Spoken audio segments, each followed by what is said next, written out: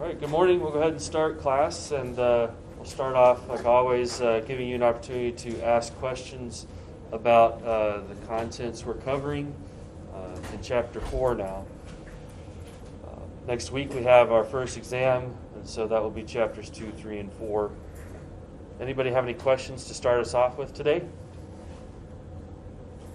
Homeworks are enough for the exam preparation? Oh, so the question is, what's the best way to prepare for the exam? My recommendations would be to read Chapters 2, 3, and 4 and work the problems that I've assigned. If you would like, you can look at some of the additional problems at the end of those chapters that I have not assigned. But in doing those homeworks, the preparation is twofold. You see the problems and learn how to work them, but also you identify any areas that you have questions. If something is not making sense, then bring that up in class, or if you want to meet with me individually, we'll go over those trouble spots and make sure that you understand how to work through them. And so that would be the way to prepare. Definitely work on the homework in a manner where you really see those solutions, and you can basically, if you're able to teach it to somebody else or explain it to somebody else, I would say that's a strong indicator of mastery, that you understand that concept.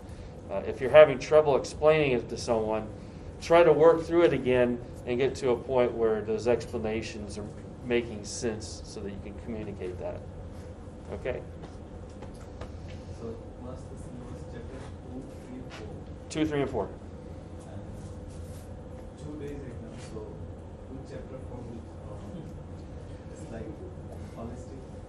So I wouldn't necessarily, the exam will be broken up over 2 days, but I wouldn't necessarily pin one day to one chapter and one day to another chapter, because the materials sort of build on each other so much. But you will see some problems concerning, and I'll cover this on Monday next week, something kind of a quick review and another Q&A opportunity, and working out example problems that anybody wants to bring up in class or that I bring to class. But basically, you'll see elements or concepts that we've discussed in all 3 of the chapters. And I think you're seeing already how they build on each other. Okay. All right, so in class last time we were talking about how to construct irreducible representations in different point groups. And so we have the 5 theorems that govern the irreducible representations within a point group. So I thought we could start today by working out the irreducible representations of another point group. So maybe let's do that. We'll work with a little bit larger point group this time. So we worked out C2V and C3V. Let's look at C4V, a little bit larger. So when working with the point groups, you have to think about the symmetry operations that are the elements of the group, and then they should be grouped together in classes. All right, so C4V should have a C4 axis, which generates a C14, C24, C34, and then C44, of course, is the identity operation, right? And then you have vertical planes. And if I have a Cartesian coordinate system, this is X and Y. We look through Z, which is the C4. You would have vertical planes that are the XZ and YZ plane. Okay. In addition, you would have the vertical planes that bisect the X and Y axes. Okay. Now, there's no symmetry operation that will carry the XZ plane to the plane here, which bisects X and Y. But if I do a C4 operation, sigma XZ goes over to sigma YZ. So these are symmetry equivalent. Those will be grouped together in the same class. So we have 2 sigma v's, which are in the axes, and then 2 sigma v's that bisect the axes. Those, of course, are related by a C4 operation.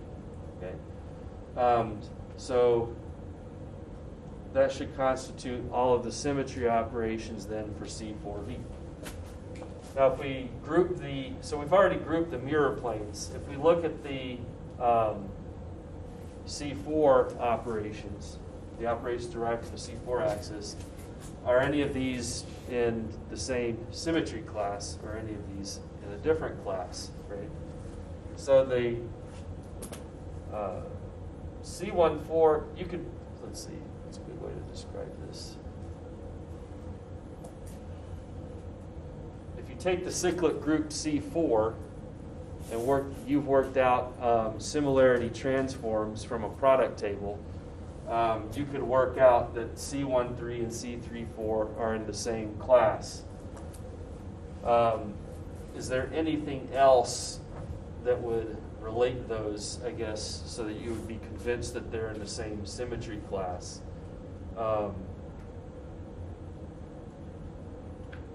Yeah, I guess aside from the similarity transforms, anytime we're working with a CN axis, you can always take pairs of rotations, one the clockwise form, the other the counterclockwise form. Those pairs of rotations will always be grouped together in the same symmetry class. And so if we use that really simple tool, the C14 and the C34 are clockwise and counterclockwise rotations with respect to one another. They go in the opposite direction. And so that will be in the same symmetry class, and that will leave C24 in a separate symmetry class. So if I have a C7, the C17 and the C67 represent clockwise and counterclockwise motions of 1/7 of a circle, right? And so on and so forth. And then the C27 and the C57 would be grouped together, and then C37 and C47. So in this way, we can say that there are 2 C4 operations in the same class. We have a C2, which is equal to the C24 in a unique class. And then we have 4 vertical planes. And then we want to indicate that they're in a different symmetry class and give them a label. And so in the point group C4V, we're going to call the sigma XZ, sigma YZ, the sigma V's.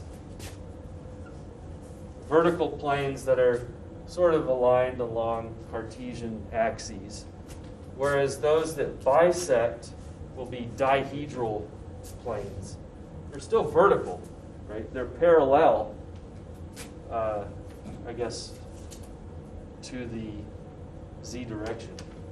But we call those dihedral.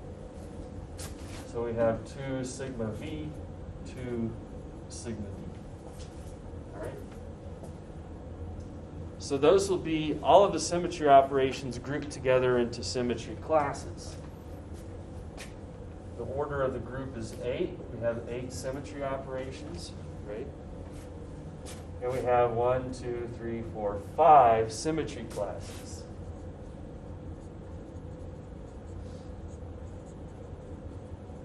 So that means there should be 5 irreducible representations in this point group. Okay? One of those will be this fully symmetric representation where the characters under each symmetry class are all 1. So knowing that we have 5, let's erase this. We'll make the 5 entries here for the different irreducible representations that we need to construct. Now another theorem regarding the irreducible representations, if I take the sum of the squares of the dimensions of those irreducible representations, the sum of the squares of all of these terms, that must equal the order of the group, 8. So 1 squared plus something squared plus something squared plus something squared plus something squared equals 8. Right? So if all of these are one-dimensional, then I get 5. So I need something of greater than 1 dimension. If I have 4 of these are one-dimensional and 1 of these is 2-dimensional, then that gets me to 8. Right? 1, 1, 1, 1 plus 2 squared equals 4 equals 8. Right? And there's no other way I can satisfy this rule. So now I know that I have 4 one-dimensional irreducible representations and 1 two-dimensional irreducible representation. Everybody happy with that so far? Yes? We cannot really write the rule like 1, 1, 2, 1, 1. Yeah, I mean, if you put 1, 2, 1, 1, 1, you know, you still will have excuse me, you still will have accomplished the derivation of all the irreducible representations. Normally, when you see them listed in a character table, which is what I'm using here and what I will formally introduce to you, the convention is to generally start with smaller dimensions and go to larger dimensions. But sometimes you'll see it broken up in sections where you have smaller to larger, and then it starts over again, smaller to larger, depending on the point group and the different kinds of symmetry possibilities there. So it doesn't matter which order you list them as long as they're all there. The tables just give a uniform presentation.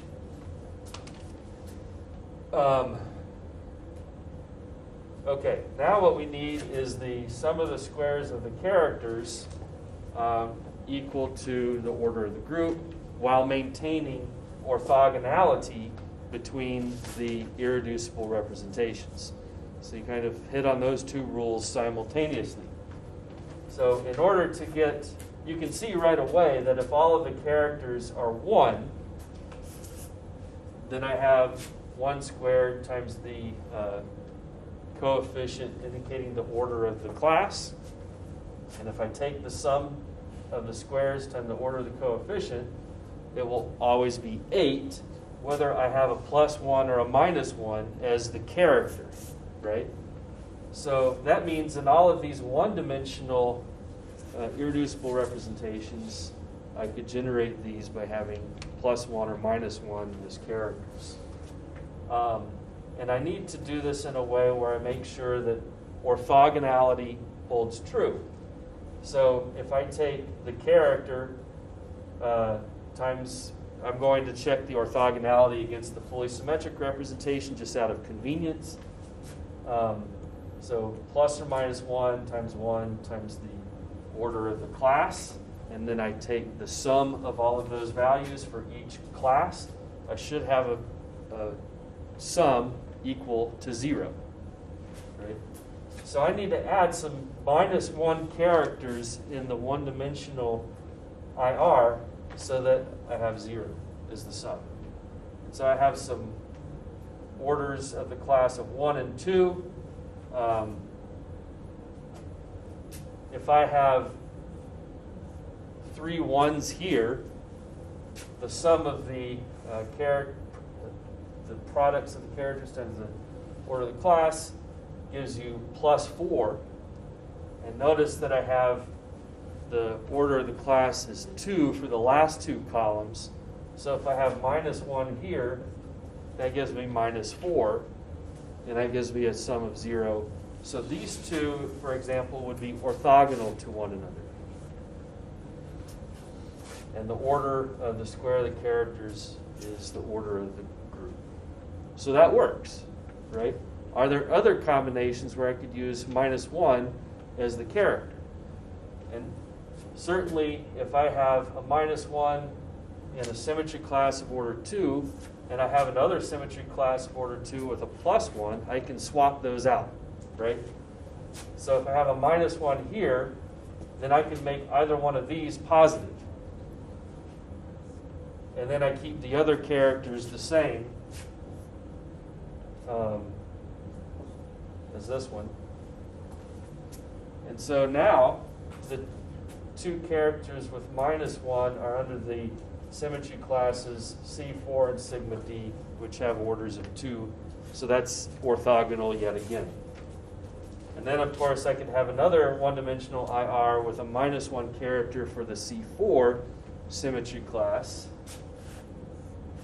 And then I just exchange these two values. That's the other combination. Right? So you've now constructed in a fairly short period of time, and a hopefully fairly straightforward way. It might take a little bit of practice to get used to it, but you'll get there. But we already have 4 of the irreducible representations. Okay? So now you got to go to this 2-dimensional irreducible representation. And then this might look a little bit trickier because there's a few different ways that you might imagine where you could place characters. Characters could be any integer value, including 0. Right? So how would I construct that irreducible representation? I could, by trial and error, try to find something where the sum of the squares of the character is the order of the group and orthogonal, and that trial and error process might take some time. The way the book suggested that you might go about this is by making a matrix, or use the matrices for, say, X, Y, and Z as a basis, and make a representation and sort of see how those might transform with the different symmetry operations here. Okay? I don't know which one is faster, and but I can show you sort of the way the book goes about this. So for the operation E, the transformation matrix looks like this. If I have a C14, let's say this is clockwise. So then X goes to Y, and then Y goes to minus X. Why do I always mix up clockwise and counterclockwise? Man, I don't know why. Which way is clockwise, which way is counterclockwise? If I do a C14 clockwise, X goes to minus Y, and then Y goes to X, and then Z just stays the same. It's spinning in the C4, right? And then if I go C34, which is equal to C14 counterclockwise,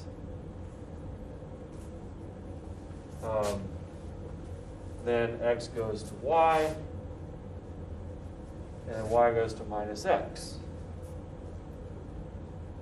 And Z stays the same.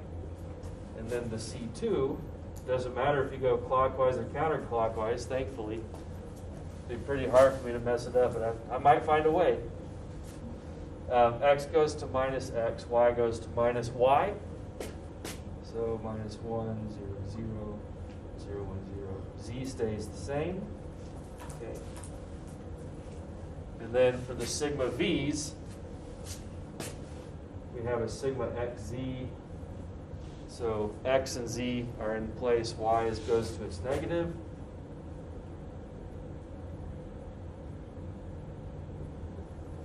And sigma YZ, Y and Z stay the same, X goes to its negative.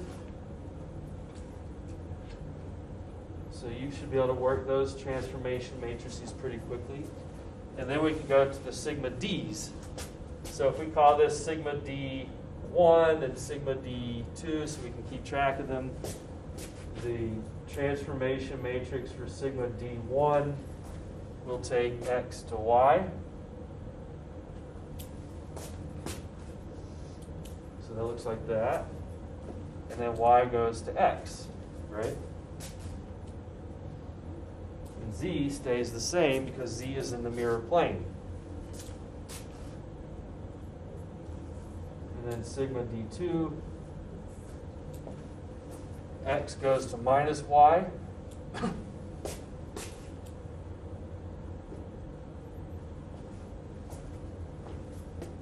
y goes to minus x. Z stays the same. So now I have the set of matrices, so I can write the characters of this representation. So I just take the sum of the diagonal terms, 3, 1, should be the same for these two because they're in the same symmetry class. For C2, the character is minus 1. For the sigma V's, the character is 1. For the sigma D's, the character is 1. Okay? Now, the reason this method can help us in figuring out the two-dimensional irreducible representation is if we look at this set of matrices, we see that they can be block diagonalized like so. So along the diagonal, there's a 2 by 2 and a 1 by 1 matrix where all the other values that are excluded are zeros. And these are aligned along the diagonal.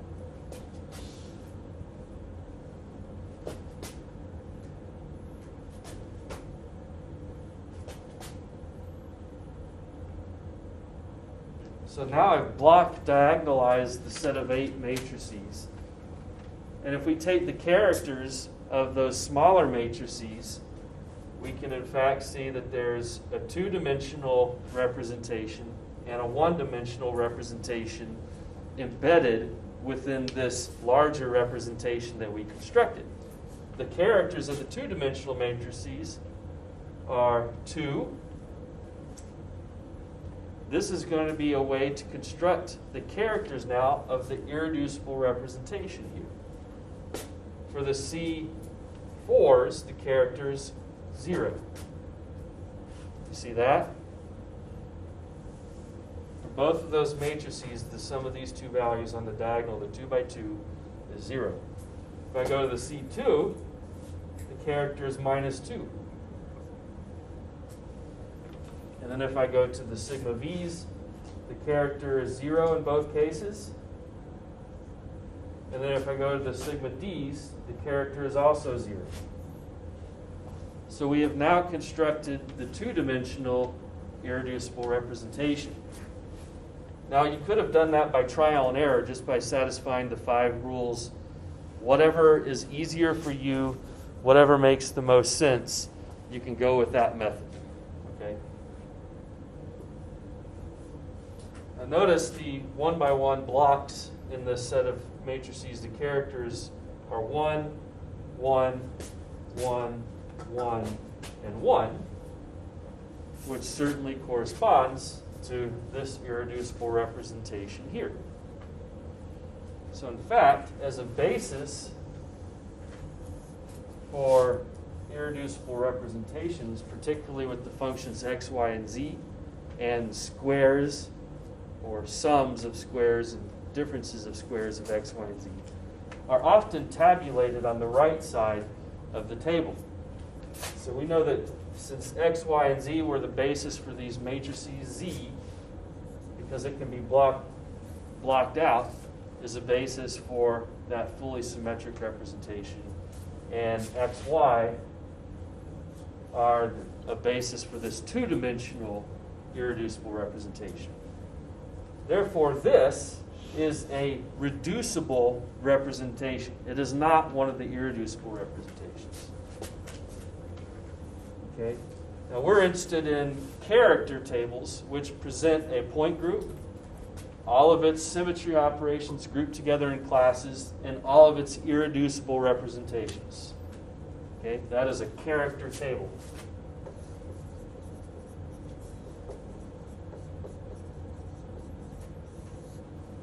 These are very useful, very helpful for us. I'll be here a lecture in this class holding my trusty character tables. At the back of your textbook, you have this little handout with all of the different chemically important character tables already prepared for you, so that the time required to do this is already worked out for your convenience. However, on the first exam, I will ask you to derive the irreducible representations of a character table. I will ask you how to label the irreducible representations, or how to construct bases for representations. Okay? Yep. I didn't understand how did the sigma D matrix give you that heater matrix for that. How did I make these two matrices? We can go back to the figure here.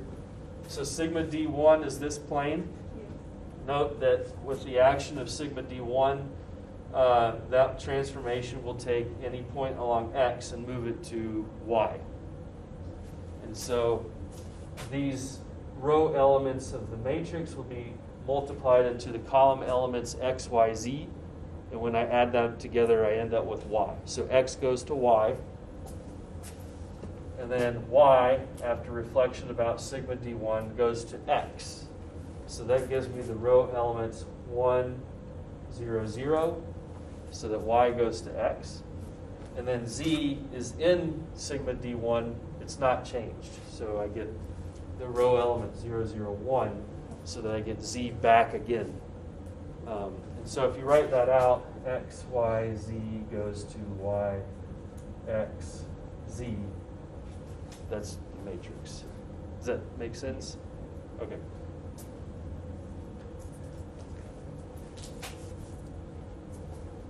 Yes. Say that again. Yes, I recorded it. Yep. Yep. Okay. So, anything else on this? Go ahead.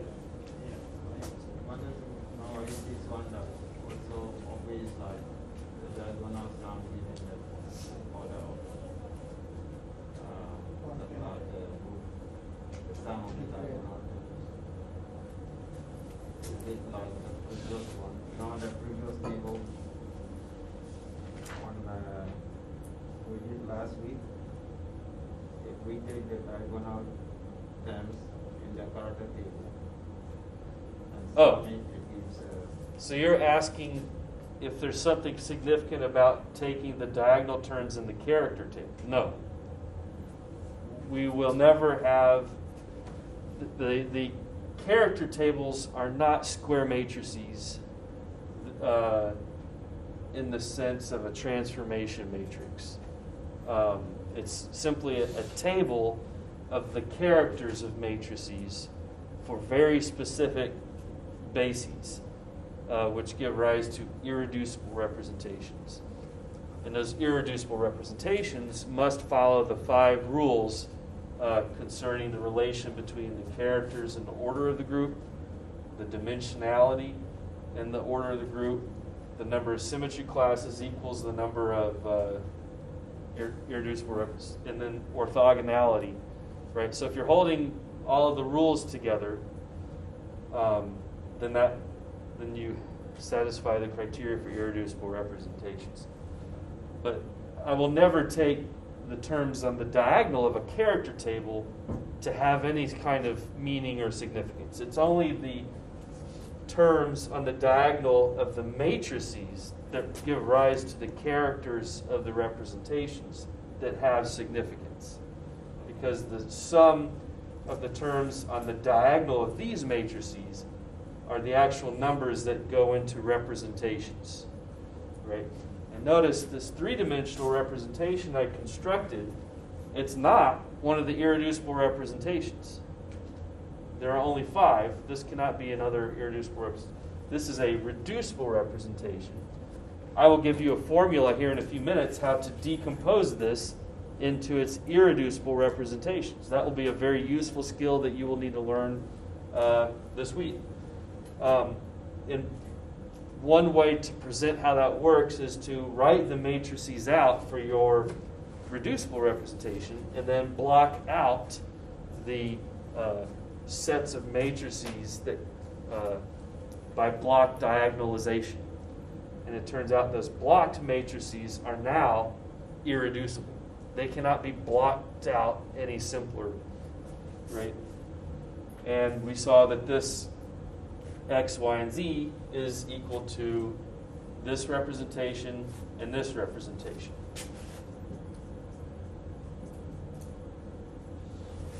Okay. So does that make sense? We're not going to take any diagonals of terms in the character table. So I'm glad you asked that. Anything else on that? So can we take any basis and just a two-dimensional basis? That's a good question. Can you take anything as a basis? There are some things that, there are lots of different bases that you could choose from.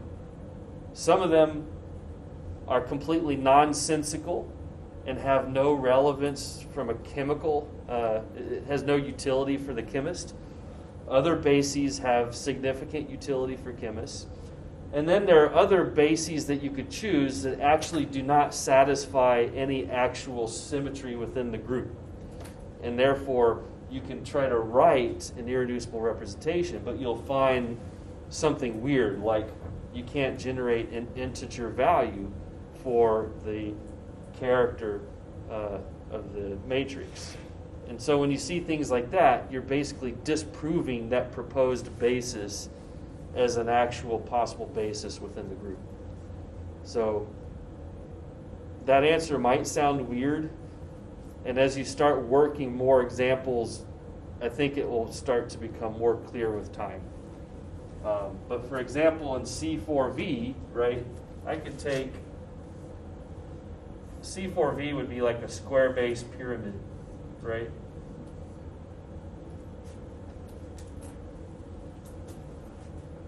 That has C4V symmetry. Could I take, I don't know,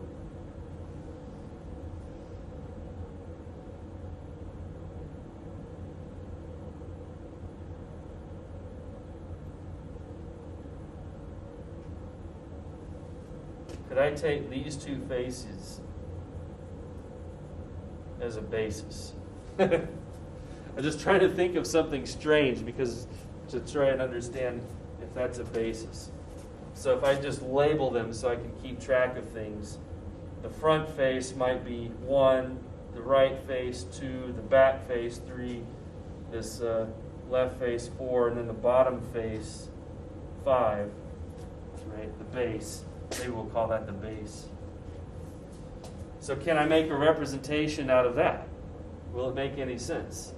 And so you might find a conflict, right? So if I just delete this,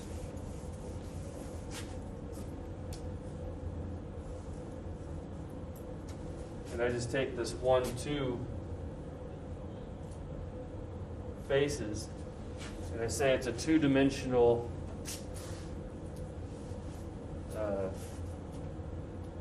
representation because there are two faces as the basis.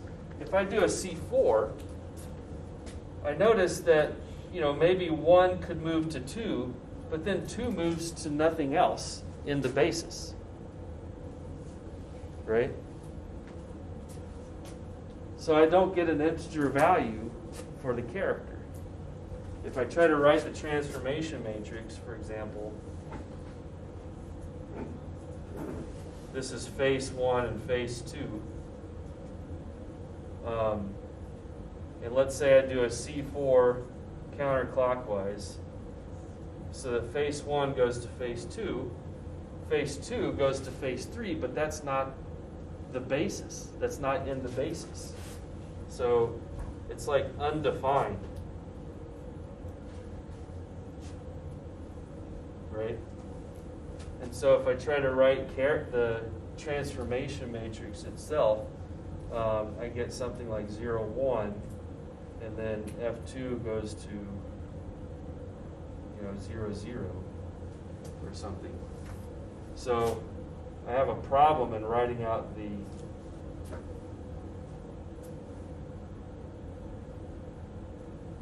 transformation matrix. I don't even know if 0 is even a correct value. I get an undefined value.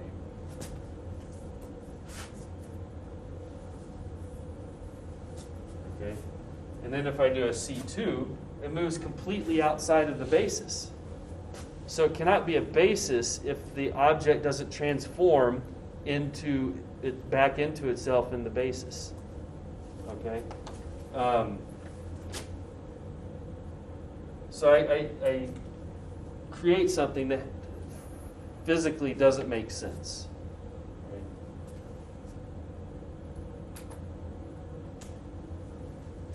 So you can't pick anything as a basis. There will be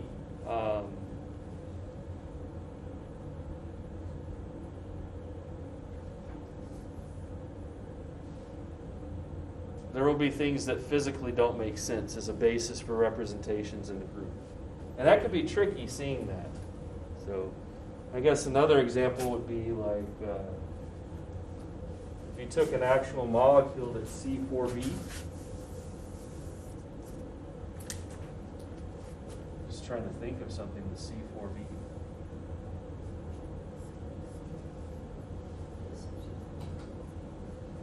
Let's take XA4 C4B, right?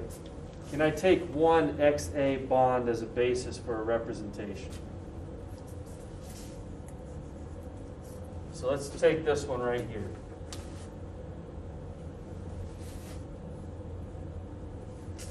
Can I take that single XA bond and make a representation? So it's only a representation if upon the symmetry operation, I reproduce a symmetry equivalent image, right? So I know that I can rotate this molecule by C4. It has C4 symmetry.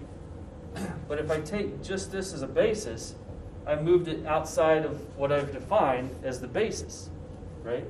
So there will be some symmetry operations where I can generate a character of 1, and then other operations where I generate an undefined state. It's no longer in the basis. It went to another universe, right? If you're outside of this, you're in a different universe.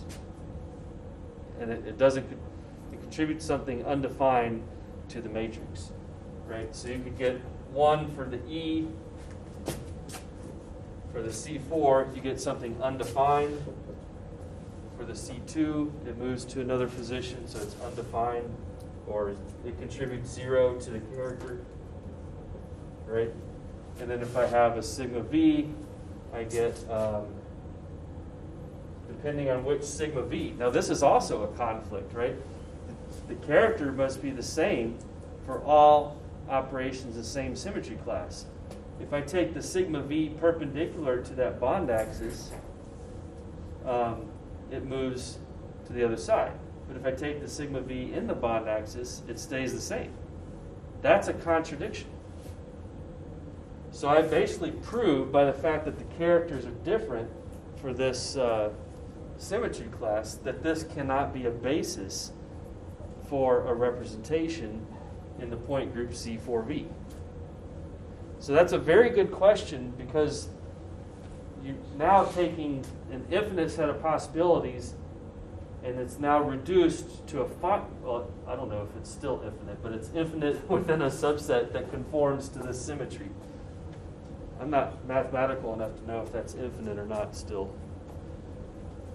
My sense is it's still infinite. So that's interesting, right? So that means just one of those bonds by itself cannot be a basis for the representation.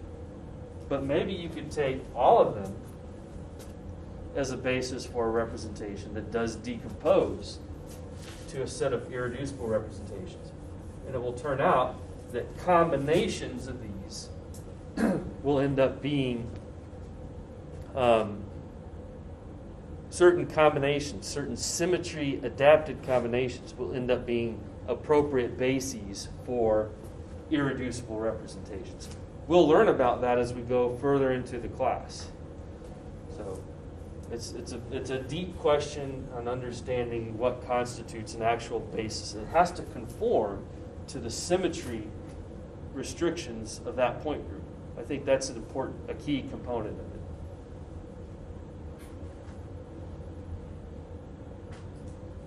All right. Anybody else? Okay, so this is the character table for C4V. We need to do a little bit more work on it. We need to add the appropriate symbols for the irreducible representations. So this will be an A-type representation because it's symmetric with the principal axis of rotation. And we'll just call that A1 because it's the first one of that type. This is also an A representation because the character here is +1, so that's an A2. These have a character of -1 with respect to the principal axis, so those are B, just another letter to indicate a one-dimensional representation, but negative with respect to the principal axis. And then there's B1 and B2. We're going to give the sigma V's a higher priority. So we'll call that B1 and this B2. And then this one is a two-dimensional representation, and those are given a letter E. Right, so those are now labeled. Now on the right side of the character tables, you'll see there should be two columns. In the first column, you'll see how X, Y, and Z transform with which correlate with irreducible representations in that point group. And we've already figured that out and assigned that for ourselves, which was really cool. There are also rotational components, X, Y, and Z. And as a basis, you can imagine if I take X and I assign a little whirlwind flowing around it, that whirlwind will either be clockwise or counterclockwise with respect to the x-axis.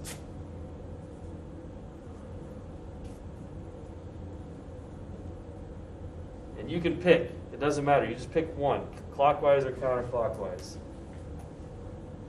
Let's say clockwise with respect to plus x. So if I'm looking through plus x, maybe it's clockwise.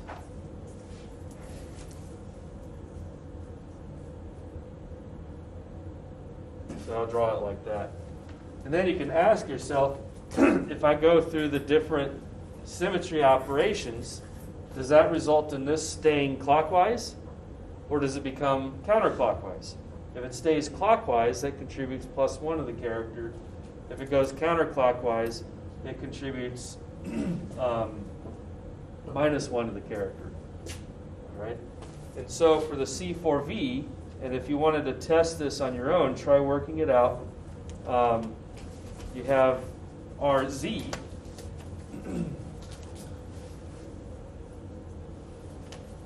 Assigned to A2, right? And that one's pretty straightforward. If I just say this is Z, and I'm going to draw a clockwise whirlwind along Z. If I do E, it stays the same. If I do C4, no matter which way I'm turning it, clockwise or counter, the whirlwind itself stays in that same clockwise shape, right? And then same thing for C2, because I'm spinning along Z. So this is still, that direction of that whirlwind is always the same, no matter what angle theta I rotate in Z. So I have +1, +1, +1. If I perform a reflection, it doesn't matter where that plane is since they contain Z. If I reflect about the plane, what was clockwise now becomes counterclockwise. So these have a character of -1. So RZ is assigned as a basis for an A2 irreducible representation. And as you might guess, because C4s would take X to Y, you get something nonsensical. The rotation X, rotation Y together are the basis for a two-dimensional representation. On the right side column of the character table, you'll see squares, and products and sums of squares. So you'll see x squared plus y squared, or z squared, our basis for A1 representation. B1 would be x squared minus y squared. And then xy is a basis for B2. And then xzy YZ together are a basis for the E representation. All right? So then that constitutes a complete character table for the point group C4V. So there's a lot of information embedded here. And these I invite you to pull out your character tables and just start looking through them. Right? On your exam, you will actually derive completely a character table. I will give you a point group. I will expect you to write out the elements. If it's a bigger point group, I'll just give you the elements grouped together in symmetry classes because I don't want to spend too much time on that. But then you will need to derive irreducible representations. Okay? I will not ask you to fill out this part of the character table. That's more like a homework problem, and you do have some of that in your homework. It takes a little more time, but we basically did it for X, Y, and Z right here. We used X, Y, and Z as a basis. We wrote the transformation matrices. We saw that we could block diagonalize those to make a 2D and a 1D IR, E, and A1. Right? So that's how you can do that. So we'll use these character tables the rest of the semester for solving lots of problems because we need the irreducible representations. Now, how do we take the reducible representation? Say we had XYZ equals 3, 1, 1, minus 1, and 1. Is that right? No. 3, these are 1, minus 1, 1, and 1. So how do I take any reducible representation and decompose it to its irreducible representations without the block diagonalization like I did here? So we know it's equal to the E representation and the A1. And we can use the reduction formula.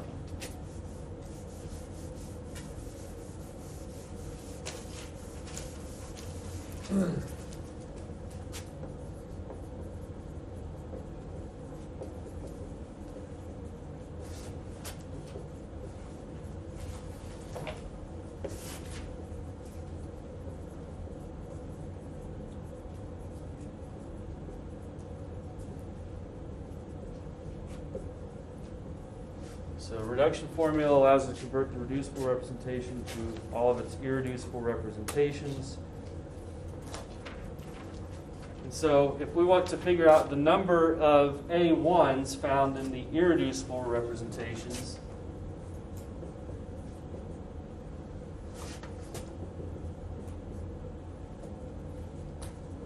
we're going to take the character of the two representations and multiply them together times the order of the symmetry class.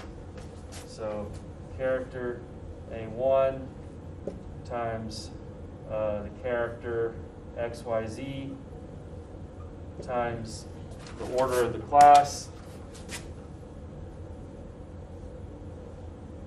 And then do this again for all symmetry classes. How much time do I have? I got 2 minutes. I'll write it out. Chi A1. So this would be for the E. This will be for the C4s.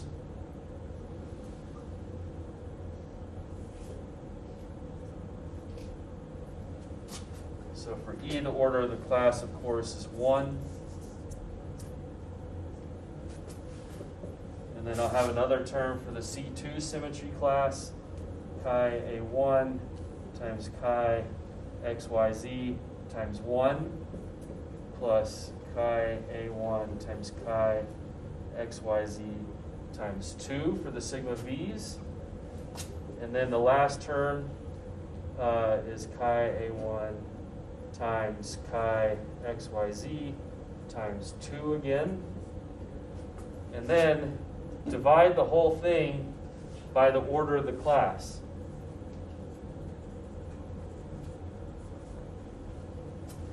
Okay? So if we do that,